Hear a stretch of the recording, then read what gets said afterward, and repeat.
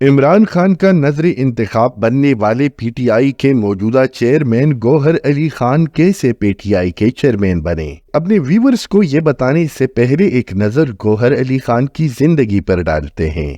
گوہر علی خان خیبر پختونخوا کے سنگلاخ پہاڑوں کے لیے مشہور ضلع بنیر میں 15 اپریل 1971 کو عبدالرؤوف خان کے ہاں پیدا ہوئے۔ آپ کے والد 2 مرتبہ پاکستان پیپلز پارٹی کے ٹکٹ پر رکن صوبائی اسمبلی منتخب ہوئے تھے۔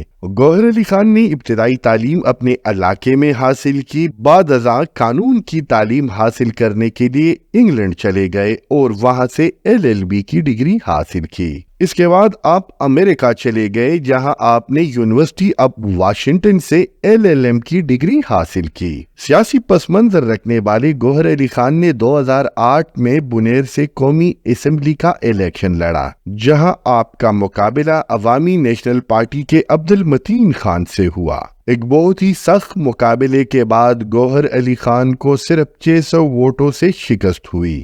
2008 کے الیکشن کے بعد آپ کچھ عرصہ کے لیے سیاست سے کنارہ کش ہوئے اور اپنی توجہ بطور وکیل اپنی پریکٹس پر مرکوز کر دی۔ 2007 کے عدلیہ بحالی تحریک میں آپ نے بڑھ چڑھ کر حصہ لیا۔ 3 جولائی 2022 کو آپ نے پیپلز پارٹی کو خیر بات کہہ دیا اور پاکستان تحریک انصاف میں شمولیت اختیار کی۔ پارٹی میں شمولیت اختیار کرنے کے بعد گوہر علی خان نے پارٹی کے تمام کیسز بلا معاوضہ لڑے۔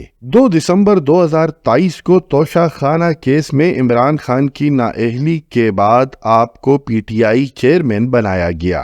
22 فروری 2024 کو گوہر علی خان کی جانب سے اعلان ہوا کہ انٹرا پارٹی الیکشن میں بیرسٹر علی ظفر پی ٹی آئی کے نئے چیئرمین ہوں گے، لیکن بیرسٹر علی ظفر کی جانب سے چیئرمین بننے سے معذرت کی گئی۔ Barrister Gohar Ali Khan P T I کا ایک مثبت چہرہ ہے۔ اس کی زندگی ہمیشہ ہمت اور محنت سے عبارت رہی ہے۔ آپ نے پی ٹی آئی کی جانب سے کئی اہم کیسز لڑے، جس میں پارن فنڈنگ کیس، توشہ خانہ کیس وغیرہ شامل ہے۔